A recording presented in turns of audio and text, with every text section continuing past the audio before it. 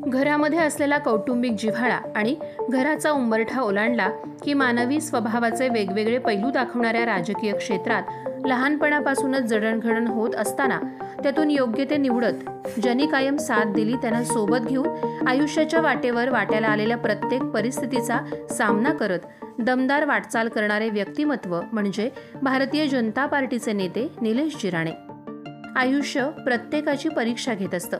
परीक्षेला तोंड देताना कोणी परिस्थिती समोर हतबल होतं, कोणी मार्ग बदलतं, तर कोणी आपल्या माणसांची साथ सोडून सोपा सुखाचा मार्ग शोधतं। अशी माणसं आयुष्यात पुढे किती यशस्वी होतात हे माहीत नाही, पण आलेल्या प्रत्येक परिस्थितीचा, चढ उताराचा, वेगवेगळ्या वळणांचा सामना करत जो लढत राहतो, आपली तत्व जो विसरत नाही, तो नक्की जिंकतोच। निलेशजी राणे साहेबांचं वर्णन असंच करावंसं वाटतं। खरं तर गेली 15 ते 20 वर्ष सक्रिय राजकारणात वावरणाऱ्या निलेशजींचे बालपण कोकणचे नेते, केंद्रीय मंत्री सन्माननीय नारायणराव राणे यांच्या समवेत त्यांची राजकीय वाटचाल जवळून पाहत गेलं। राणे साहेबांचं व्यक्तिमत्व प्रेरणा देणारच आहे। त्यांच्या कामाचा झपाटा, निर्णय क्षमता, राजकारण फिरवण्याची ताकद अनेकांना प्रेरणा देते। इथे तर निलेशजींसाठी वडिलांकडून मिळणारी प्रत्यक्ष अप्रत्यक्ष शिकवण घरातूनच सुरू होती। त्यामुळे उच्च शिक्षण झाल्यानंतर निलेशजींचे पाय आपसुकच राजकारणाकडे वळले। पण 15-20 वर्षांपूर्वी त्यांची ओळख राणेसाहेबांचा मुलगा इतकीच होती आणि अर्थात आजही आहेच। पण आता मात्र महाराष्ट्राच्या राजकीय पटलावर निलेशजींनी स्वतंत्र ठसा उमटवलाय।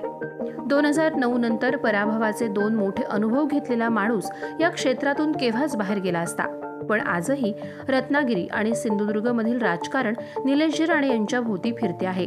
त्यांची कोणतीही भूमिका स्थानिक आणि पक्षीय राजकारणात महत्त्वाची ठरते आहे। त्यांचं एक ट्विट काय घडवू शकतं याची चुणूक काही महिन्यांपूर्वी संपूर्ण महाराष्ट्रानं पाहिली आहे। राजकारण म्हणजे केवळ सत्ता नव्हे, तर राजकारण म्हणजे समाजातील लोकांच्या सुखदुःखाची जाण। राजकारण म्हणजे हातात काहीच नसताना संपूर्ण बाजी उलटून लावण्याचं कसब।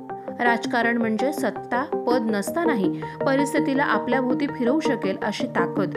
राजकारण म्हणजे सत्ता आणि पदासाठी कुणावर अवलंबून राहणं नव्हे, तर राजकारण म्हणजे स्वतःचं अस्तित्व निर्माण करणं होय। हेच राजकारण निलेशजी यांनी रत्नागिरी आणि सिंधुदुर्गमध्ये केलं आहे। निलेशजी हे महाराष्ट्रातील तरुणांचे आयकॉन आहेतच, पण कोकणातील रत्नागिरी आणि सिंधुदुर्ग या दोन्ही जिल्ह्यात आज त्यांची वैयक्तिक ताकद आहे। यापूर्वी त्यांच्या ज्या भूमिकांवर टीका केली जायची, तिथे आज गेल्या अनेक वर्षात फसवणुकीचे अनेक अनुभव घेतलेला कोकणी माणूस निलेशजींचं समर्थन करताना दिसतोय। एकीकडे आपल्या कार्यकर्त्यांसाठी जीवाला जीव लावणारा नेता, तर दुसरीकडे कुटुंबवत्सल मुलगा। राजकीय भवितव्य म्हणजे स्वतःच्या सीटसाठी कातडी बचाव धोरण स्वीकारत वागणारे या राजकीय पटलावर अधिक आहेत आणि सातत्यानं वाढत आहेत। पण पदापेक्षा सुद्धा भावनांना प्राधान्य देणारा राजकारणी म्हणजे फक्त निलेश राणेच असतात।